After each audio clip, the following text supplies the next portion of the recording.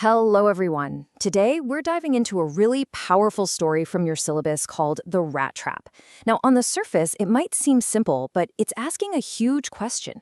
Can a person who has lost all hope, find their goodness again? Let's break it all down together. This single idea right here, this is the heart of the entire story. Seriously, everything that happens revolves around this. So keep it in the back of your mind as we go through this, because it's the key to unlocking the whole thing. So here's our game plan. We'll start with the fairy tale-like setting. Then we'll get to know our main character and his pretty strange philosophy. After that, we'll see a moment of unexpected kindness, followed by a betrayal. And finally, we'll connect all the dots to really unpack the meaning. Okay, first up, a Swedish fairy tale. To really get this story, we have to understand the unique world it's set in and the style it's told in. So get this, the author Selma Lagerlöf was actually the first woman ever to win the Nobel Prize in Literature. Pretty cool, right? Now, she sets this story in a really harsh place, the iron mines of Sweden. But here's the twist.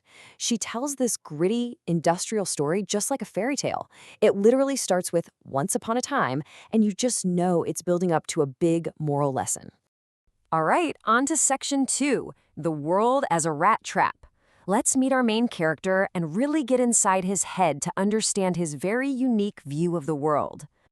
Our main guy is a rat trap seller, and honestly, his life is just miserable.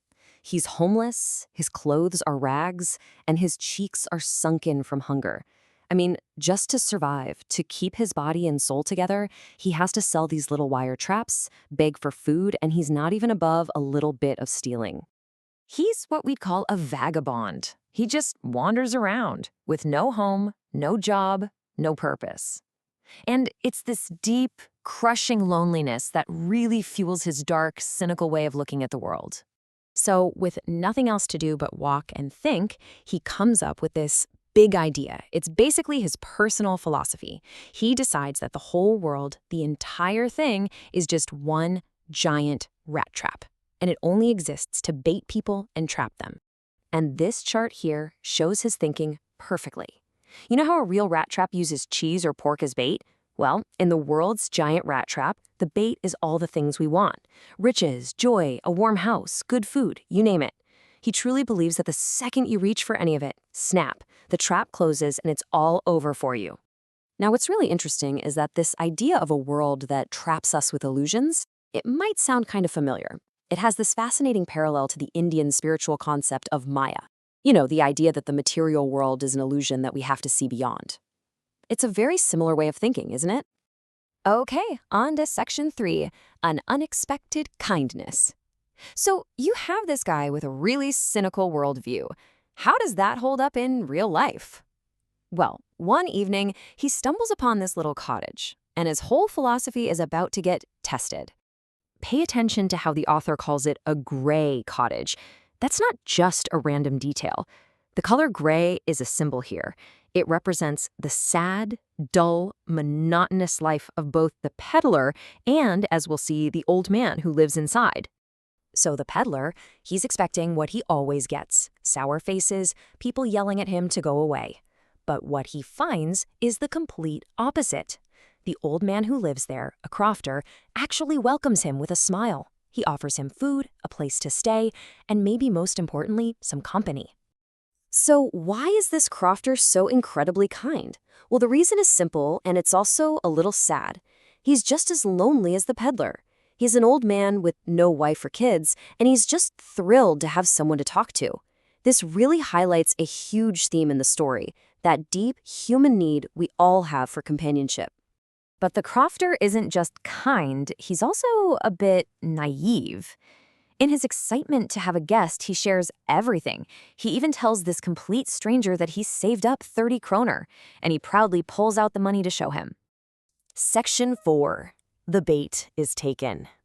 Okay, so the crofter has shown this incredible kindness, but he has also just dangled the perfect bait in front of a man who thinks the world is a trap. You can probably guess what's coming next, right? I mean, really think about it. For the first time in who knows how long, someone has shown him genuine human kindness. Is he going to honor that trust? Or is his dark philosophy about the world going to win out? Well, he gives in. The bait was just too tempting. He waits for the old man to leave for the day. He comes back to the cottage, smashes the window, and steals the money. It's a total betrayal of the trust he was just shown. And here we have it, the ultimate irony. The man whose whole philosophy is that the world is a rat trap has just been caught in that very trap himself. The 30 chrono was the cheese, and he went for it. The trap has officially snapped shut. All right, last section. Unpacking the story's meaning. Now that we know what happened, let's dig a little deeper into the themes and the literary devices that make this story so powerful. So, just to recap, here are the 4 big themes we've seen so far.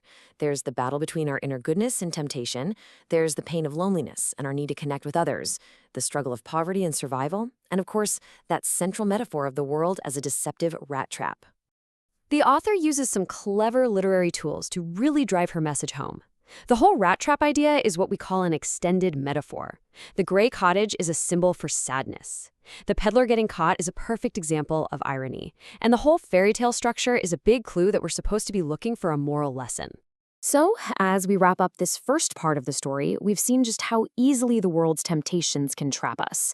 But there's also this little glimmer of hope, a hint that maybe kindness is the key to escaping. It leaves us with this big question to think about in our own lives. Are we the ones controlling our desires, or are our desires controlling us?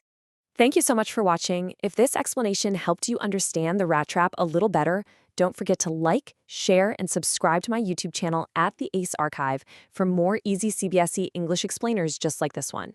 I'll see you in the next lesson.